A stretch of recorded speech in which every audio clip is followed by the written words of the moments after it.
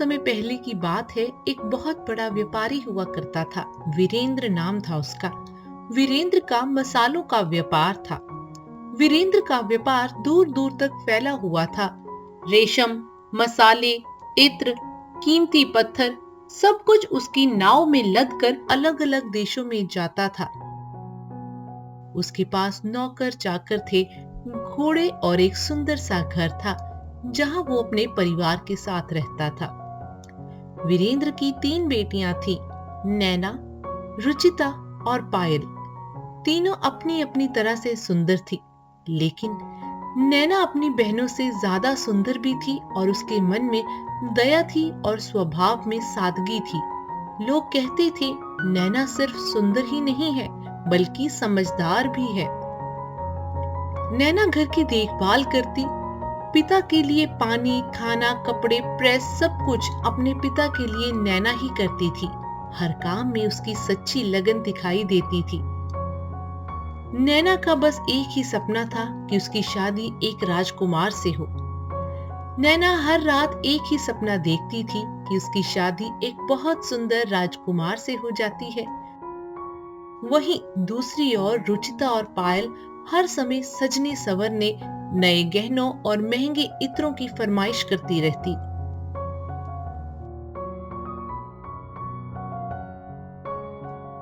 पिताजी, इस बार मेरे लिए चमकदार जरी वाले लहंगे जरूर लाना। मुझे जरी वाले लहंगे बहुत पसंद है और मैंने देखा है कि ये देखने में भी बहुत सुंदर दिखते हैं। इसलिए मुझे जरी वाला लहंगा चाहिए। पिताजी, आप मेरे लिए जरी वाला लहंगा जरूर लाइएगा। अगर आप मेरे लिए लहंगा लेकर नहीं आएंगे तो मैं आपसे नाराज हो जाऊंगी। पिताजी, मुझे भी एक बहुत सुंदर साड़ी चाहिए। आप मेरे लिए एक सुंदर सी साड़ी ले आना। मुझे साड़ी बहुत अच्छी लगती है और मैं इस बार साड़ी खरीदना चाहती हूँ। इसलिए पिताजी, आप याद से मेरे लिए एक साड़ी जरूर ले आना। दोनों बहनों ने अपने पिताजी से अपनी अपनी पसंद के सामान लाने को कह दिया, लेकिन वहीं पर नैना खड़ी थी। लेकिन उसने अपने पिताजी से कुछ भी लाने को नहीं कहा। तभी वीरेंद्र अपनी बेटी नैना से कहते हैं, बेटी नैना, मेरी दोनों बेटियों ने मुझे अपने अपने पसंद की चीज लाने के लिए बोल दिया, लेकिन मेरी सबसे सुंदर और मेहनती बेटी ने मुझसे कुछ भी नहीं मांगा। बेटी, मैं चाहता हूं कि तुम मुझे कुछ लाने को कहो। बताओ तुम्हें क्या पसंद है और मुझे तुम्हें क्या देना चाहिए। मैं तुम्हारे लिए क्या लेकर आऊं? पिताजी, वैसे तो मुझे आपसे कुछ नहीं चाहिए, लेकिन फिर भी अगर आप चाहते हैं कि आप मेरे लिए कुछ लेकर आएं, तो मुझे एक गुलाब का फूल चाहिए। गुलाब का फूल मुझे बहुत पसंद है और मैं चाहती हूँ कि आप मेरे लिए एक गुलाब का फूल लेकर आएं। मुझे और किसी चीज की लालच नहीं है। ना ही मुझे महंगे कपड़े पहनना पसंद है और ना ही जेवर पहनना पसंद है। बस मेरे लिए एक छोटा सा गुलाब का फूल लेकर आइएगा। अगर आपको कहीं से कोई गुलाब का फूल मिले तो एक गुलाब का फूल मेरे लिए ले आइएगा। गुलाब? बस एक फूल? हाँ पिताजी, बस मेरे लिए एक गुलाब का फूल आप ले आइएगा। मुझे आपसे और कुछ नहीं चाहिए। मेरी सबसे प्यारी बेटी नैना, जो मेरे लिए सारे काम करती है, मेरे स्वास्थ्य को लेकर हमेशा चिंतित रहती है, मेरे काम में मेरी मदद करती है, वो बेटी सिर्फ मुझसे गुलाब मांग रही है, तो मैं अपनी बेटी की ये एक छोटी सी इच्छा जरूर पूरी करूंगा। मैं अपनी बड़ी बेटी के लिए एक गुलाब का फूल जरूर लेकर आऊंगा।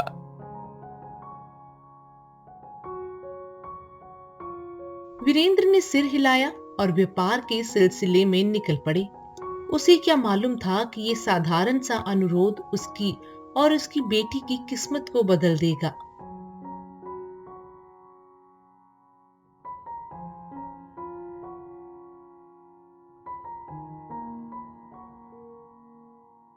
सफर लंबा था।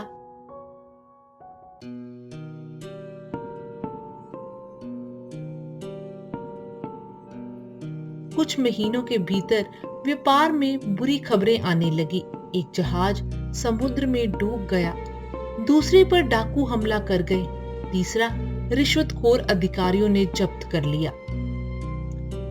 अब वीरेंद्र के पास ना घर बचा, ना दौलत, ना सामान।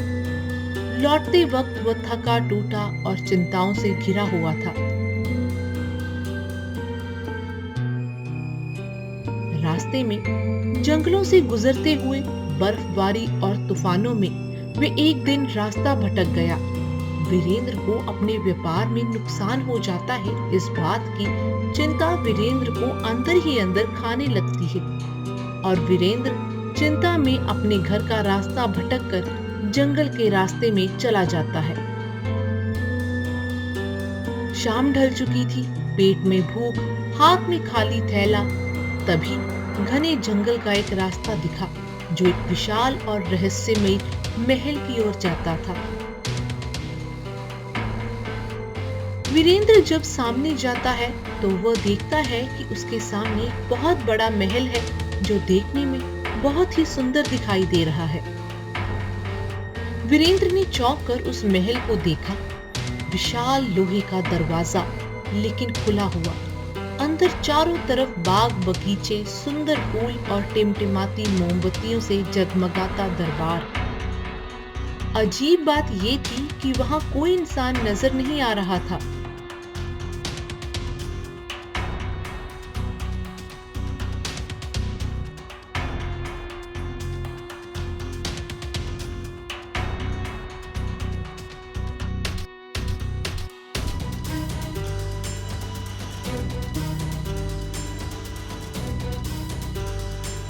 अंदर पहुंचते ही वीरेंद्र के सामने एक टेबल पर गर्मा गर्म खाना रखा था। रोटी, फल, सूप और मिठाइयाँ। यह किसकी मेहरबानी है? इस महल में कोई नहीं दिख रहा है, लेकिन मेरी इतनी मदद कौन कर रहा है? पता नहीं इसके पीछे कौन है। खैर जो भी हो, मुझे भूख बहुत तेज लगी है और आराम करने के लिए मुझे एक जगह की जरूरत है। तो आज रात में इस महल में ही खाना खा लेता हूँ और रात में आराम भी कर लेता हूँ। सुबह होते ही मैं घर के लिए निकल जाऊंगा। घर पर मेरी बेटियां मेरा इंतजार कर रही होगी और मुझे अपने घर जल्दी जाना चाहिए। किसी ने कोई जवाब नहीं दिया, लेकिन जैसे किसी अदृश्य शक्ति ने वीरेंद्र को आमंत्रित किया हो। भूख से बेहाल वीरेंद्र ने खाना खाया।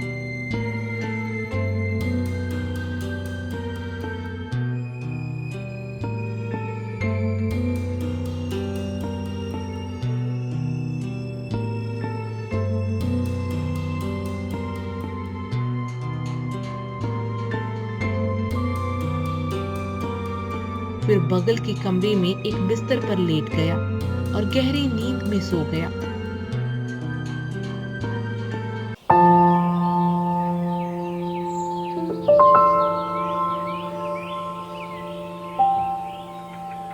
सुबह हो जाती है। वीरेंद्र की नींद जैसे ही खुलती है,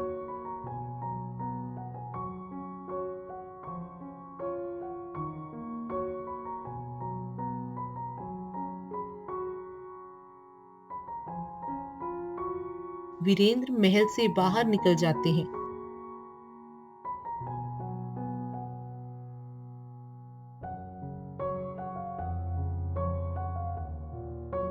वीरेंद्र बाहर निकलते हैं तो वे देखते हैं कि महल के बगीचे में बहुत सारा गुलाब का फूल खिला हुआ है।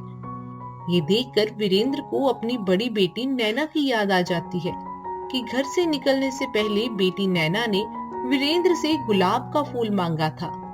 वीरेंद्र ने देखा सामने ही एक पेड़ पर सुंदर गुलाब खिले हुए हैं। मैं तो भूल ही गया था कि मेरी बेटी नैना ने मुझे गुलाब का फूल मांगा था। मेरी बेटी मुझसे कभी कुछ नहीं मांगती है और उसने इतने प्यार से मुझे एक गुलाब का फूल मांगा था, वो भी मैं भूल गया था। लेकिन इस बगीचे में गुलाब के फूल को देखकर मुझे एक बात याद आ गई। मैं अपनी बेटी को निराश नहीं करूंगा। उसके लिए मैं एक गुलाब का फूल लेकर जरूर जाऊंगा। मेरी बेटी गुलाब का फूल देखकर बहुत खुश हो जाएगी। मैं अभी इस गुलाब के फूल को तोड़ लेता हूं।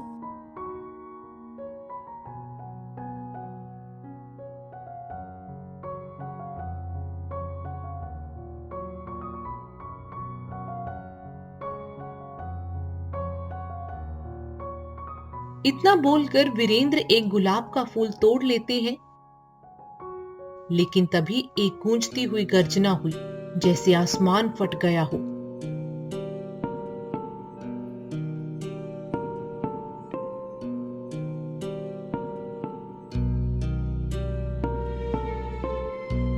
वीरेंद्र ने पीछे मुड़कर देखा। सामने एक भयानक राक्षस खड़ा था।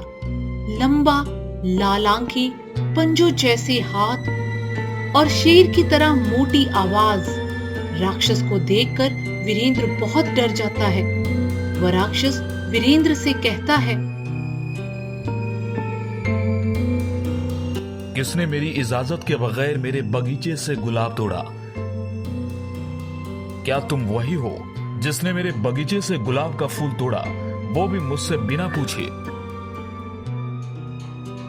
मुझे माफ कर दो, मैंने ही आपके बगीचे के गुलाब के फूल को तोड़ा है, लेकिन मुझे नहीं पता था कि यह गुलाब का फूल आपका है। मेरी बेटी ने मुझसे गुलाब का फूल मांगा था, इसीलिए यह गुलाब के फूल देखकर मुझसे रहा नहीं गया और मैंने इस गुलाब के फूल को तोड़ लिया। मुझे माफ कर दीजिए, मैं अपनी बेटी की इच्छा पूरा कर रहा था, मुझे माफ कर दो। तुमने मुझसे बिना पूछे मेरे महल के बगीचे से गुलाब के फूल तोड़े हैं। इसकी कीमत तो तुम्हें चुकानी पड़ेगी। उस फूल की कीमत तुम्हारी जान है। कृपया मुझे माफ कर दीजिए, मेरी बेटियां मेरा इंतजार कर रही है। मुझे मेरे घर वापस जाने दीजिए। मेरी बेटियों का मेरे अलावा और कोई भी नहीं है। मेरी बेटियां मुझसे बहुत प्यार करती है, वो मेरे बिना रह नहीं पाएगी। मुझे माफ कर दीजिए, मुझे मेरे घर वापस जाने दीजिए। राक्षस कुछ देर चुप रहा, फिर उसकी आवाज नर्म हुई। क्या कहा तुमने? तुम्हारी बेटियां हैं? अगर तुम अपनी जान बचाना चाहते हो तो तुम्हें अपनी एक बेटी को मेरी सेवा में भेजना होगा, लेकिन ध्यान रहे वो अपनी इच्छा से आए, जबरदस्ती नहीं। अगर तुम्हारी बेटी अपनी इच्छा से मेरे साथ इस महल में रहेगी तो मैं तुम्हारी जान बख्श दूंगा, तुम्हें कुछ नहीं करूंगा। लेकिन तुम्हें अपनी एक बेटी को यहाँ लाना होगा, वो भी उसकी मर्जी के साथ, तभी तुम जिंदा बच पाओगे, नहीं तो मैं तुम्हें मारकर खा जाऊंगा। वीरेंद्र को कुछ समझ नहीं आता है और वे अपनी जान बचाने के लिए वीरेंद्र उस वक्त उस राक्षस को हाँ कह देता है। तुम मुझे मेरे घर जाने दो। मैं तुमसे वादा करता हूँ कि अगले 7 दिनों के बाद मैं अपनी एक बेटी के साथ तुम्हारे महल जरूर आऊंगा। फिलहाल तुम मुझे अपने घर जाने दो। मेरी बेटियां मेरा इंतजार कर रही होगी और वो मुझे लेकर बहुत चिंतित होगी। मुझे अपनी बेटियों से मिलना है। मैं अपनी बेटियों को दुखी नहीं देख सकता। तो फिर ठीक है, मैं तुम्हें 7 दिन का समय देता हूँ। 7 दिनों बाद तुम अपनी एक बेटी के साथ इस महल में आना, और याद रखना, तुम्हारी जो भी बेटी इस महल में रहने के लिए आएगी उसकी अपनी मर्जी होनी चाहिए। तुम उसके साथ जबरदस्ती मत करना। तुम्हारी बेटी अपनी इच्छा से इस महल में रहने आएगी, तभी अपनी बेटी को लेकर आना। और हाँ, अगर तुम 7 दिनों बाद इस महल में वापस नहीं आए तो मैं खुद तुम्हारे घर आकर तुम्हें मार कर खा जाऊंगा। राक्षस वीरेंद्र को अपने घर जाने के लिए एक तेज दौड़ने वाला घोड़ा देता है। वीरेंद्र बहुत डरा रहता है और डर के साथ ही उस घोड़े पर बैठ जाता है।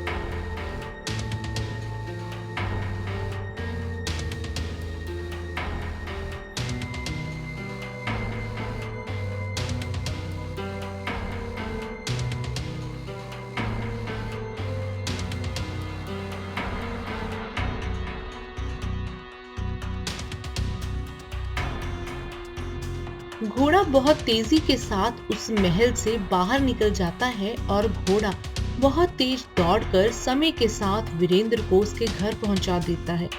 वीरेंद्र जब अपने घर पहुंचता है तो वीरेंद्र की बेटियां वीरेंद्र को देखकर बहुत खुश होती हैं।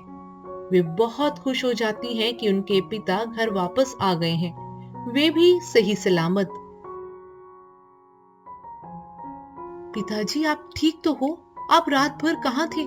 हमें आपकी बहुत चिंता हो रही थी। पिताजी, आप घर वापस आ गए हैं, ये देखकर हम बहुत खुश हैं। बेटी नैना, मैं तुम्हारे लिए गुलाब लेकर आया हूँ। यह लो, यह रहा तुम्हारा गुलाब का फूल। तुमने मुझसे यह गुलाब का फूल मांगा था और मैं भूल गया था, लेकिन मैंने याद से तुम्हारे लिए गुलाब का फूल ले लिया। लेकिन बेटी नैना, मुझे बहुत महंगा पड़ा यह गुलाब का फूल। क्यों पिताजी, आप ऐसा क्यों बोल रहे हैं? मैंने तो आपसे एक साधारण सा तोहफा मांगा था, सिर्फ एक गुलाब का फूल मांगा था। फिर आप ऐसा क्यों बोल रहे हैं कि आपको गुलाब का फूल बहुत ही महंगा पड़ा? बेटा, मुझे मेरे व्यापार में बहुत बड़ा नुकसान हो गया। मेरे सारे नाव पानी में डूब गए और मेरे सारे मसाले खराब हो गए। अब हमारे पास कुछ भी नहीं रहा। यह सोचकर मैं बहुत चिंतित रहने लगा और घर वापस जाते वक्त मैं रास्ता भटक गया और जंगल के रास्ते चला गया। जंगल में मुझे एक बहुत बड़ा महल मिला। उस महल में एक भी इंसान नहीं था, लेकिन महल बहुत ही सुंदर था। उस महल में मैं रात को रहा। उसी महल में मुझे खाने पीने को और सोने को सब कुछ मिला। जब सुबह मेरी नींद खुली तो मैं घर वापस आने के लिए उस महल से बाहर निकल गया, लेकिन तभी मैंने देखा कि उस महल में गुलाब का फूल है और मुझे याद आ गया कि मेरी बेटी नैना ने मुझसे गुलाब के फूल मांगे थे। इसलिए मैंने उस महल के बगीचे से गुलाब का फूल तोड़ लिया और यह मेरी सबसे बड़ी गलती थी। जैसे ही मैंने उस गुलाब के फूल को तोड़ा, वहां एक बहुत ही भयानक राक्षस आया और उसने मुझे जान से मारने की धमकी दी।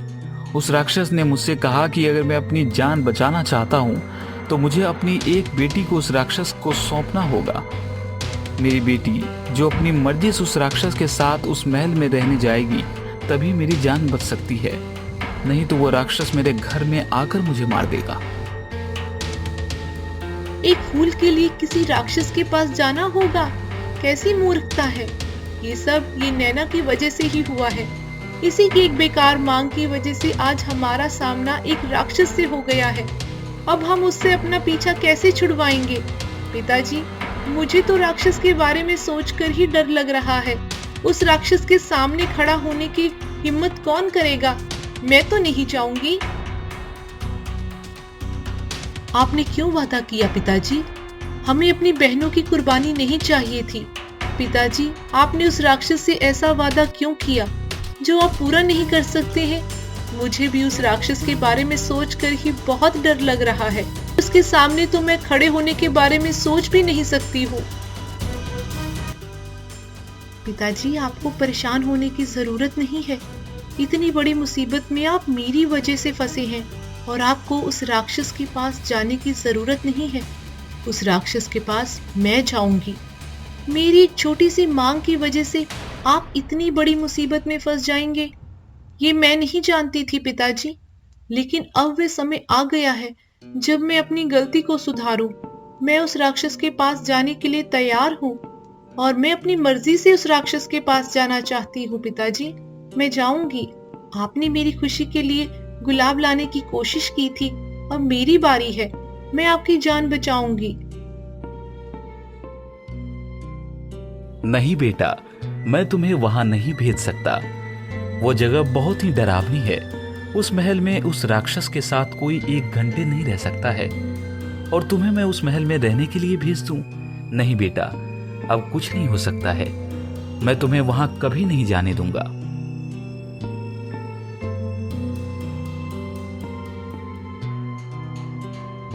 मैं अपनी मर्जी से जा रही हूँ पिताजी। आपने जो वादा किया है मैं उसे निभाने जाऊंगी।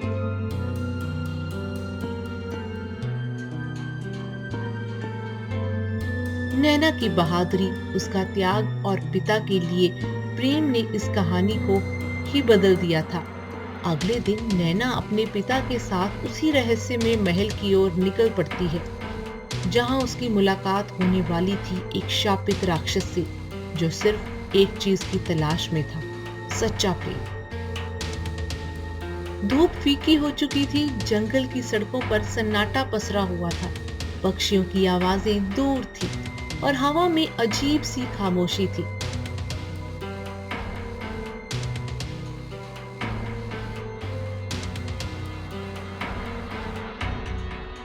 वीरेंद्र के मन में असहनीय दुख और डर था, लेकिन नैना, उसकी आंखों में न डर था न शिकवा, सिर्फ एक आत्मविश्वास, वादा निभाने का।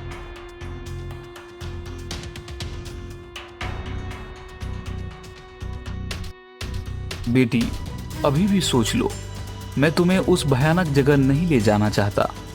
अगर तुम्हें डर लग रहा है तो हम दोनों अभी इस महल से बाहर निकल जाते हैं। मैं तुम्हें कभी इस महल में दोबारा लेकर नहीं आऊंगा। जो होना है वो होना है, होकर ही रहेगा। बेटी नैना, होने को कोई नहीं बदल सकता। पिताजी, आप चिंता मत कीजिए। अगर कोई राक्षस है तो शायद उसे समझने की जरूरत है, डर की नहीं। आपकी जान बचाने के लिए एक राक्षस के पास क्या, अगर मुझे किसी के भी पास जाना पड़ता तो मैं जरूर जाती, लेकिन आपको कुछ नहीं होने दूंगी।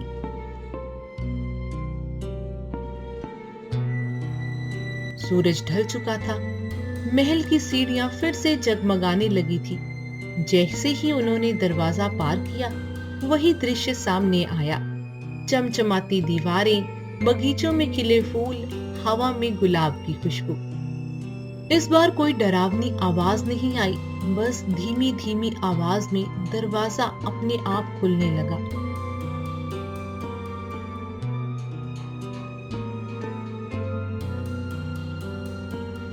पिताजी, ये जगह तो किसी सपने जैसी है। ऐसे लग रहा है जैसे हम किसी बहुत बड़े शाही महल में आ गए हैं।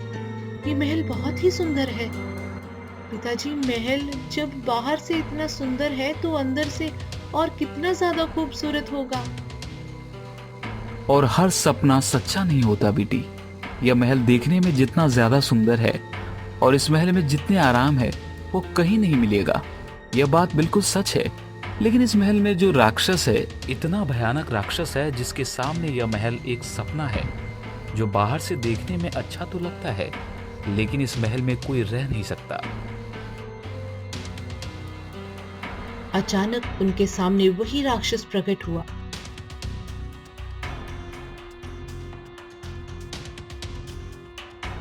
विशाल लंबे कंधे, तेज लाल आंखें, लेकिन उसके चेहरे पर कोई गुस्सा नहीं था।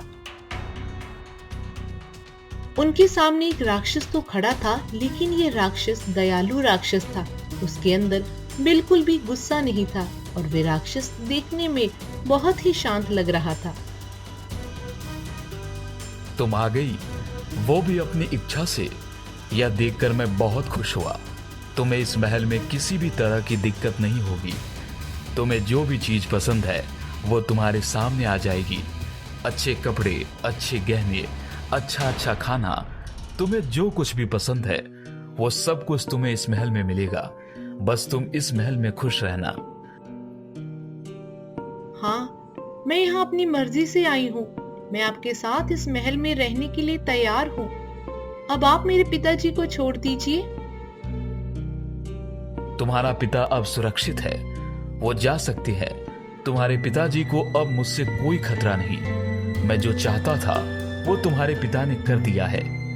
अब मुझे तुम्हारे पिता से कोई शिकायत नहीं है और न ही उसकी जान को कोई खतरा है। वो बेफिक्र होकर यहाँ से जा सकते हैं।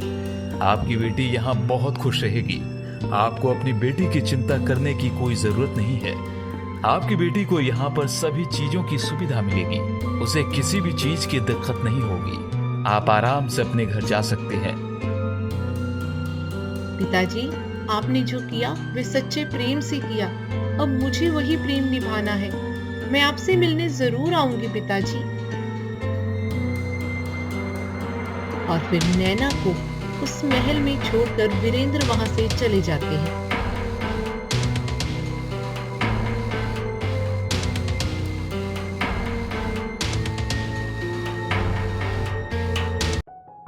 अब नैना उस महल में रहने लगती है। महल बहुत बड़ा था, लेकिन नैना को अकेलापन महसूस नहीं हुआ। हर चीज उसकी सुविधा के लिए थी। सुंदर कमरा, नरम बिस्तर, स्वादिष्ट खाना, किताबों से भरी लाइब्रेरी, फूलों से सजा बगीचा। लेकिन सबसे अजीब बात ये थी, राक्षस रोज रात को उसके पास आता, खाना खाता और एक ही सवाल पूछता। नैना, क्या तुम मुझसे प्यार करती हो? क्या तुम मुझसे विवाह करोगी? माफ कीजिए, मैं आपसे प्यार नहीं करती हूँ और ना ही मैं आपसे शादी करना चाहती हूँ। मैं अभी तैयार नहीं हूँ। नैना का जवाब सुनने के बाद राक्षस चुपचाप वहां से चला जाता है। एक नई उम्मीद के साथ कि कभी न कभी नैना उस राक्षस को पसंद करने लगेगी और उससे शादी करने के लिए हाँ बोल देगी। इसी उम्मीद के साथ राक्षस रोज नैना से बातें करता, उसके साथ बैठता, उसके साथ बगीचे में घूमता और इसी तरह नैना का दिन अच्छी तरह बीत जाता और वे खुशी खुशी उस महल में रहती।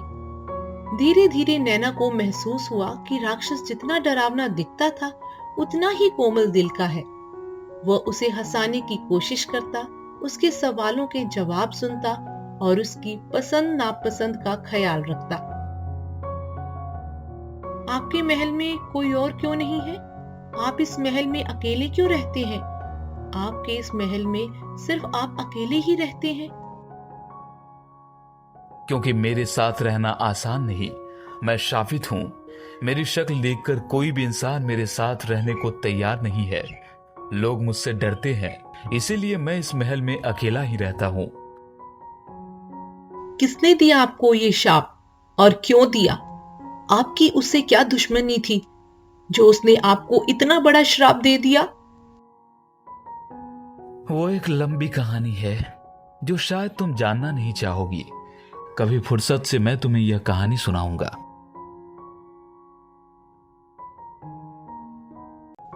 दिन बीतते गए, हफ्ते बन गए। नैना को अब महल घर जैसा लगने लगा।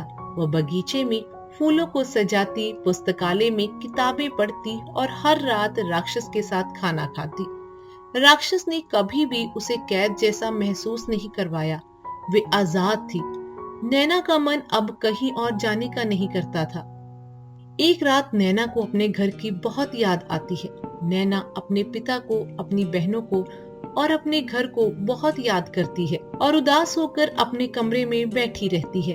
तभी वहां पर राक्षस आता है और वह देखता है कि नैना बहुत उदास बैठी हुई है। ये देखकर राक्षस नैना से कहता है, क्या हुआ नैना, तुम्हारे चेहरे पर इतनी उदासी क्यों दिख रही है? आज तुम इतना चुप क्यों हो? क्या तुम्हें कोई परेशानी है तो तुम मुझसे बता सकती हो। मुझे अपने पिताजी की याद आ रही है। बस एक बार घर जाना चाहती हूँ। बहुत दिन हो गए हैं, मैं एक बार भी अपने पिताजी से नहीं मिली हूँ। अब मुझे अपने पिताजी की बहुत याद आ रही है और मैं उनसे मिलना चाहती हूँ। अपनी बहनों से भी मिलना चाहती हूँ। कृपा करके आप मुझे मेरे घर जाने दीजिए। मैं आपसे वादा करती हूँ कि मैं अपने परिवार से मिलकर वापस आ जाऊंगी। राक्षस कुछ देर चुप रहा, फिर बोला, तुम जा सकती हो, मैं तुम्हें मना नहीं करूंगा। अगर तुम अपने पिताजी से मिलना चाहती हो और अपने पिताजी से मिलकर तुम खुश होगी तो मैं तुम्हें मना नहीं करूंगा। तुम अपने पिताजी से मिलने के बाद अपने घर जा सकती हो, लेकिन वादा करो 7 दिनों के भीतर लौटोगी, नहीं तो मैं मर जाऊंगा। मैं लौटूंगी, मैं वादा करती हूँ। मेरी वजह से आपको कुछ नहीं होगा और मैं आपको भी याद करूंगी। और मैं आपसे वादा करती हूँ कि 7 दिनों के अंदर ही मैं आपके पास वापस आ जाऊंगी। आप मेरा इंतजार कीजिएगा। रात के अंधेरे में महल ने फिर एक घोड़ा भेजा और नैना घर लौट चली।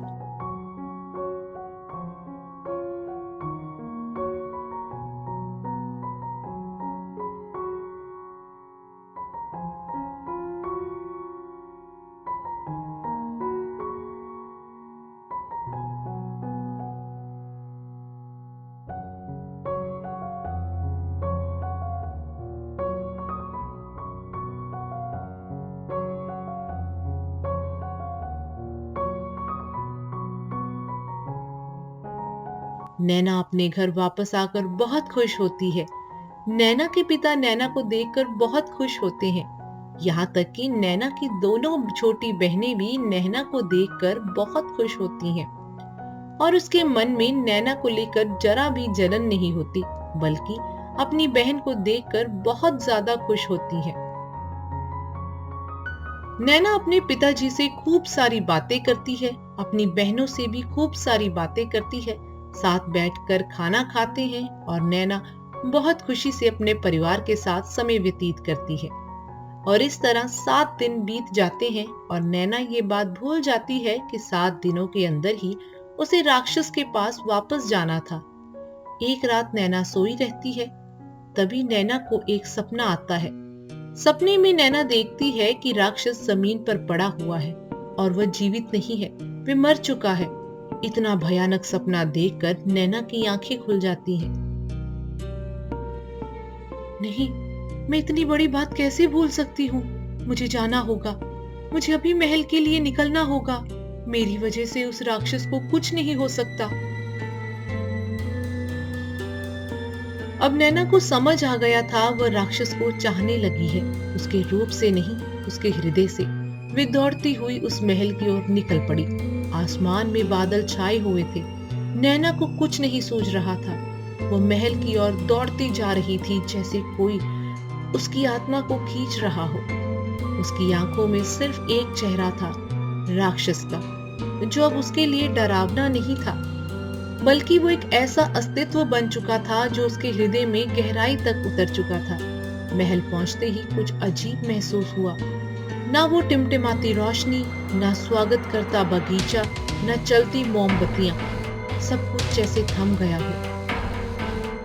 अनुपमा महल के भीतर दौड़ती चली गई। कमरे, बगीचा, हर तरफ सन्नाटा था। अंत में गुलाबों के बगीचे में वह राक्षस जमीन पर पड़ा मिला। उसका शरीर शांत था।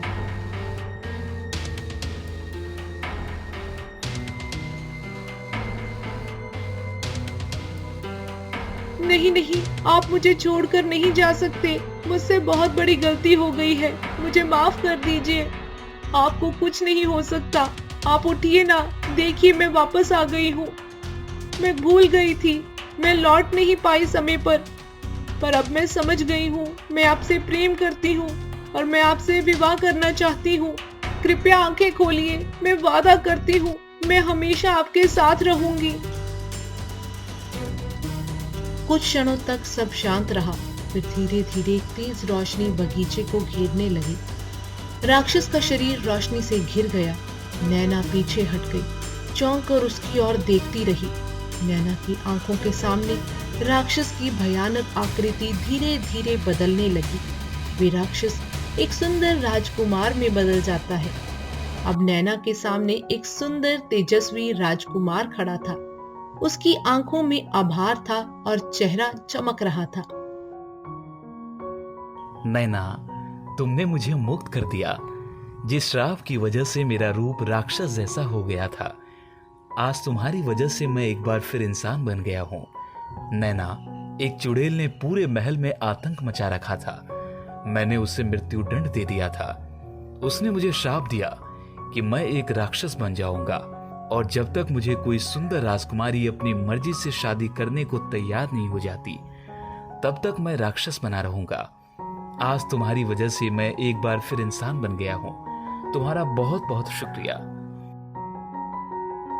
तो आप इतने दिनों से मेरे हाँ बोलने का इंतजार कर रहे थे? हाँ, तुम्हारी ना से भी मुझे सुकून था, क्योंकि तुम मेरे साथ थी। लेकिन आज तुम्हारी हाँ ने मुझे जीवन लौटा दिया है। अगले दिन पूरे महल में रोशनी फैल गई। अदृश्य सेवक अब मनुष्यों में बदल चुके थे। राजा, मंत्री, रक्षक और सेविकाएं, सबकी आंखों में खुशी थी। धूमधाम से अर्जुन और नैना का विवाह हुआ। वीरेंद्र, रुचिता, पायल सभी को बुलाया गया। राज्य फिर से खुशहाल हो गया। महल की दीवारों में संगीत गूंजने लगा और हर सुबह गुलाब के बगीचे में एक गुलाब खिला होता। अगर वो गुलाब मैं ना मांगती तो शायद हम कभी ना मिलते। कभी कभी एक फूल पूरी जिंदगी बदल देता है।